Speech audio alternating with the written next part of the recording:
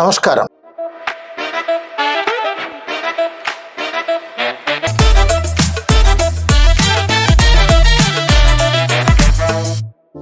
మిత్రులారా, డాక్టర్ బాబాసాహెబ్ అంబేద్కర్ భారతదేశంలో పుట్టాడు. భారతదేశంలో అటువంటి కులాల గురించి, ముఖ్యంగా కుల నిర్మూలన కోసం మాత్రమే పనిచేశాడు, పోరాటం చేశాడు. కనుక ఆయనకు వర్గం తెలియదు, కులం తప్ప వర్గం అనే విషయం తెలియదు అనే ఒక అభిప్రాయం కొందరిలో ఉంది, ముఖ్యంగా వామపక్షవాదులలో ఉంది. అదే విధంగా మార్క్స్ మహాశయుడు, కమ్యూనిస్ట్ పార్టీ ప్రణాళిక రచయిత మార్క్స్ మహాశయుడు జర్మన్ లో పుట్టాడు. ఆయనకు వర్గాలు తప్ప కులం గురించి తెలియదు, ఎందుకంటే అక్కడ కులాలు లేవు అని. ఆ విధంగా అంబేద్కర్ కు వర్గం తెలియదు, మార్క్స్ కు కులం తెలియదు అని అనుకునేటువంటి వామపక్షవాదులకు గాని, అంబేద్కర్ వాదులకు గాని ఒక వాస్తవాన్ని చూడండి అని, అర్థం చేసుకోమని, ఆలోచించమని నేను కోరుతున్నాను.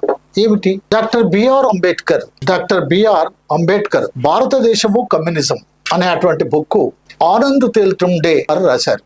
వారు ఈ పుస్తకంలో డాక్టర్ బాబాసాహెబ్ అంబేద్కర్ గారి రచనల నుండి అనేక విషయాలను కోట్ చేశాడు. అదే సందర్భంగా మార్క్స్ మహాశయుని రచనల నుండి కూడా ఈ పుస్తకంలో కోట్ చేశాడు. అందులో మొదటిగా డాక్టర్ బాబాసాహెబ్ అంబేద్కర్ కు వర్గం గురించి తెలియదా అనే విషయానికి సంబంధించి ఈ పుస్తకంలో పేజీ నెంబర్ 14లో ఏముందో చూద్దాం. ఇక్కడ డాక్టర్ బాబాసాహెబ్ ఏం చెప్తున్నాడో చూడండి. సమాజం అంటే వర్గాల సమూహమే, సమాజం అంటే వర్గాల సమూహమే. వర్గ పోరాట సిద్ధాంతాన్ని ధృవీకరించడం నా ఉద్దేశం కాదు, కానీ సమాజం నిర్దిష్ట వర్గాలతో కూడుకొని ఉంటుందని మాత్రం వాస్తవం.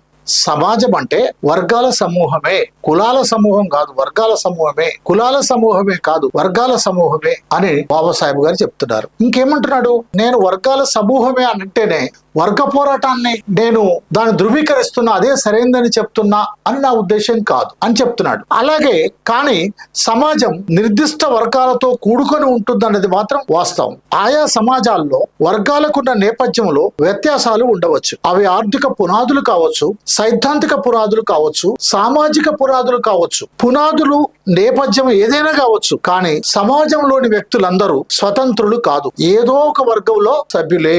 ఇది సార్వత్రిక సత్యం అని డాక్టర్ బాబాసాహెబ్ అంబేద్కర్ ఈ పుస్తకంలో చెప్పినటువంటి దాన్ని ఆనంద్ తేల్టుండే గారు కోట్ చేశాడు. అందుకని బాబాసాహెబ్ అంబేద్కర్ కు కులం తప్ప వర్గం తెలియదు అనే అటువంటి వామపక్షవాదులు ఆలోచించాలి. బాబాసాహెబ్ కు వర్గం కూడా తెలుసు, కులం మాత్రమే కాదు అనే సత్యాన్ని గ్రహించాలని నేను మిత్రులకు మనవి చేస్తున్నాను. అయితే ఆయన వర్గ పోరాటాన్ని బలపరచని మాట వాస్తవం, వర్గ పోరాటాన్ని ధృవీకరించని మాట వాస్తవం. వర్గాలు ఉన్నాయని చెప్పింది వాస్తవం. అంత మాత్రం చేత వర్గాలు ఉన్నాయి కనుక వర్గ పోరాటం ఉంటుంది. వర్గ పోరాటం అంటే మరి సాయుధ పోరాటం లేక నియంతృత్వ పోరాటం లేక మరో పోరాటం అనేటువంటి దానికి వచ్చినప్పుడు ఆయన మరో విధంగా మాట్లాడతాడు. అది ఇంకో వీడియోలో చూద్దాం. ఇప్పుడు మరి మార్క్స్ కు కులం గురించి తెలుసా అనే విషయాన్ని మనం చూద్దాం.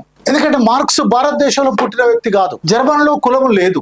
అక్కడ పెట్టుబడిదారులు, పారిశ్రామికవేత్తలు, కార్మికులు మాత్రమే ఉన్నారు, ఉద్యోగులు మాత్రమే ఉన్నారు. అక్కడ వర్గం మాత్రమే ఉంది. కులం అనేది మొత్తం ప్రపంచంలో ఒక్క భారతదేశానికి మాత్రమే పరిమితమైనటువంటిది. అది కాబట్టి మరి అక్కడ కులం లేదు కదా, మరి ఆయనకు ఎట్లా తెలుసు కులం సంగతి అనేది మనం చూద్దాం. అది చూసినప్పుడు 1853లో మార్క్స్ రాసిన భారతదేశ భవిష్యత్తుపై వలస పాలన ప్రభావం అనే వ్యాసంలో భారతదేశ అభివృద్ధి, అధికారం సాధించుకోవడంలో కులం అత్యంత కీలకమైన పాత్ర పోషిస్తుందని చెప్పాడు. కుల వ్యవస్థ భారతదేశంలో శ్రామికులను వంశ పారంపర్యంగా విభజిస్తుంది అని చెప్పాడు. ఎప్పుడు?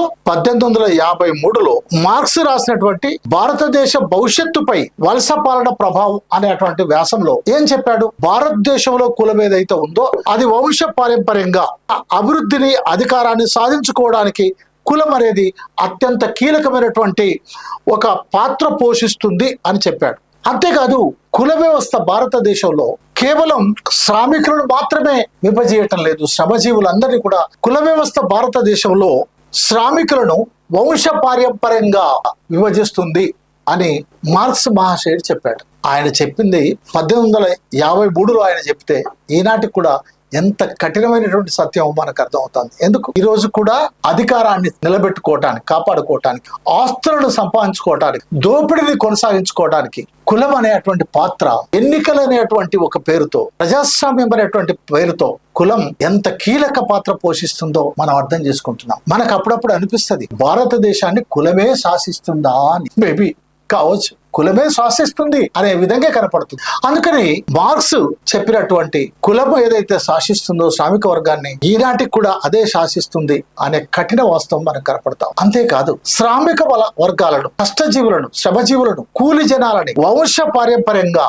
వాళ్ళను అదే స్థానంలో ఉంచడానికి కులం ఉపయోగపడతా ఉంది. ఇది కూడా అంతే సత్యం. ఆయన ఐపీఎస్ ఆఫీసర్ అయినా, ఐఏఎస్ ఆఫీసర్ అయినా, చివరికి సుప్రీంకోర్టు చీఫ్ జస్టిస్ అయినా, లేక రాష్ట్రపతి అయినా సరే, దళిత రాష్ట్రపతి అంటారు, దళిత సుప్రీంకోర్టు చీఫ్ జస్టిస్ అంటారు, దళిత ఐఏఎస్ ఆఫీసర్ అంటారు, దళిత చీఫ్ సెక్రటరీ అంటారు, దళిత ఐజీ డిఐజీ అంటారు.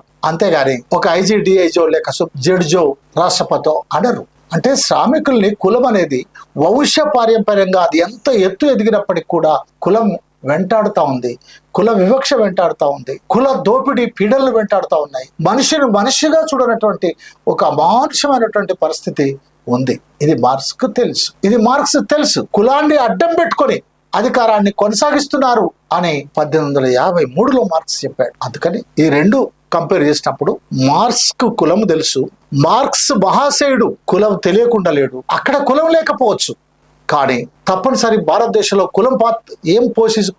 కులం ఎలాంటి పాత్ర పోషిస్తుందో ఆయన వివరించాడు. అదే సందర్భంగా డాక్టర్ బాబాసాహెబ్ అంబేద్కర్ కు భారతదేశంలో ఆనాడు వర్గం ఉన్నా లేకున్నా వర్గము అనేటువంటి విషయం కూడా తెలుసు. ఉండొచ్చు బీజ రూపంలో లేదా చిన్న స్థాయిలో వర్గం ఉండొచ్చు. ఈనాడు అన్ని కులాల్లో కూడా ధనిక వర్గం, పేద వర్గం, లేక దోపిడి గురిగా పడే వర్గం పెరుగుతా ఉంది. ఆ అంతరాలు పెరుగుతా ఉన్నాయి. కాబట్టి వర్గం అనేది ఆనాడే అంబేద్కర్ ఆయన చెప్పాడు వర్గం ఉందని, కులం ఉందని మార్క్స్ కూడా చెప్పాడు. కాబట్టి అంబేద్కర్ కు కులం తప్ప వర్గం తెలియదనే వాళ్ళు గాని, మార్క్స్ కు వర్గం తప్ప కులం తెలియదనేటువంటి వాళ్ళు గాని, అటు వామపక్షవాదులు ఇటు దళిత సెక్షన్స్ ఏవైతే ఉన్నాయో, బహుజన శక్తులు ఏవైతే ఉన్నాయో వాళ్ళు ఈ సందర్భంగా ఈ విషయాన్ని ఆలోచించాలని మనవి చేస్తూ చూస్తూనే ఉండండి Botsa Bhikshamaiah YouTube channel. Subscribe చేయండి, షేర్ చేయండి, లైక్ చేయండి. Thank you very much.